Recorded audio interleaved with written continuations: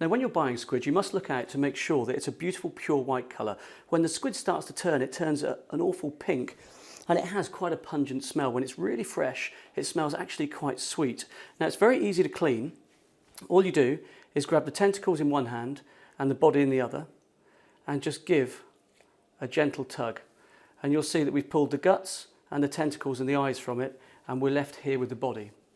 Now the next stage is just to put your fingers inside the squid, and you'll feel there is a kind of plastic quill, and you can just give that a gentle tug and it'll come out from the body nice and easily. And we can just throw that away and then have a look inside the squid just to make sure there's nothing else in there. If you want to clean it out and cut it into rings, a nice tip is just cut the end off, put that on the tap, and then just run everything out of it. But I've just got a bowl of water here. I'm going to clean it in there. And then what I'm going to do is to pull these ears off, the little wings from the top, and they come off nice and easy. And all of the skin will come away with it. So you're just left with that lovely tube. And then just rub your fingers over the ears and you'll find that the skin of the squid will come away nice and easy. Now onto the tentacles.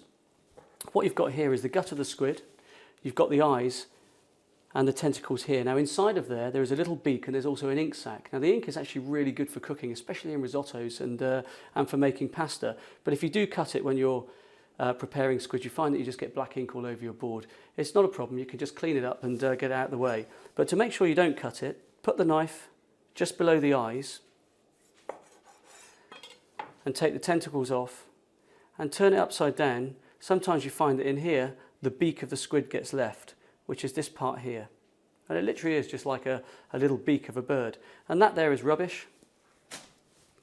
And there's your squid tentacles. Now, if I was going to grill squid, the way I'd prepare it is just to cut the tube down one side, open it out, scrape off any gut that may be left in there, and then you can just give it some scores. Not all the way through, I'm just going halfway through the squid.